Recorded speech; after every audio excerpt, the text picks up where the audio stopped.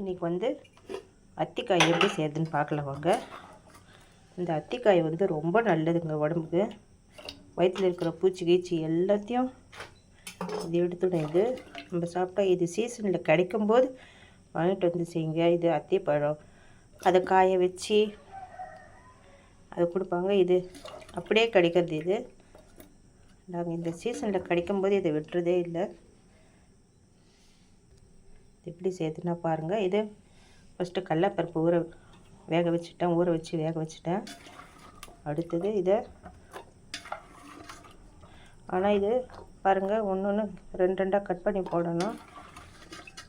இது வந்து ஒரு 2 விசில் 3 விசில் குக்கரில் வச்சா தான் வேகும். இது நம்ம சாதாரண வச்சா வேகாது. இதில் நெக்ஸ்ட்டு இதில் சட்னி செய்யலாம். துவையல் சட்னி எல்லாமே செய்யலாம், நல்லாயிருக்கும். நெக்ஸ்ட்டு வீடியோவில் அதை பற்றி காட்டுறேன் நான்.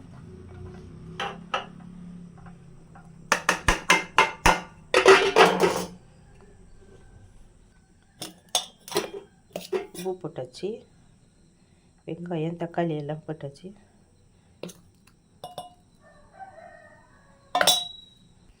கொஞ்சம் மஞ்சள் எல்லாம் போட்டு மிக்ஸ் பண்ணி இப்போ குக்கரில் வைக்கிறேன்.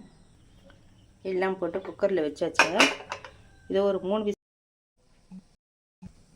அடுத்தது கொஞ்சம் தேங்காய், இதில் ஒரு பச்சை மிளகாய், இஞ்சி, பூண்டு 2 பூண்டு, இது கொத்தமல்லி, இது புதினா எல்லாம் போட்டு மிக்ஸ் பண்ணியிருக்கேன் பாருங்கள்.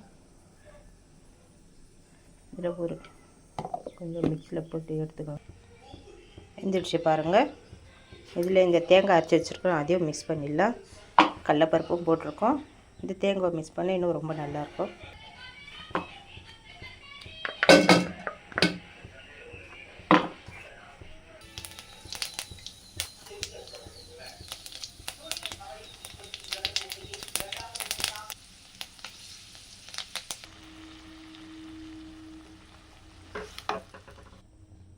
இவ்வளோ தாங்க அத்திக்காய் கூட்டு. ஏற்கனவே சொல்லியிருக்கேன், இது சட்னி துவையல் எல்லாம் செய்யலாம். இதில் ரொம்ப நல்லது இது உடம்புக்கு. இதில் வந்து சென்னா கொஞ்சம் போடுவாங்க, நெத்திலி இதெல்லாம் போட்டால் இன்னும் ரொம்ப நல்லாயிருக்கும். இது சாப்பாட்டுக்கு இட்லி, தோசை, சப்பாத்திக்கெல்லாம் ரொம்ப நல்லாயிருக்கும். இந்த வீடியோ உங்களுக்கு பிடிச்சிருந்தால் லைக் பண்ணுங்கள், ஷேர் பண்ணுங்கள். நெக்ஸ்ட்டு வேறு வீடியோவில் பார்க்கலாம். வணக்கம்.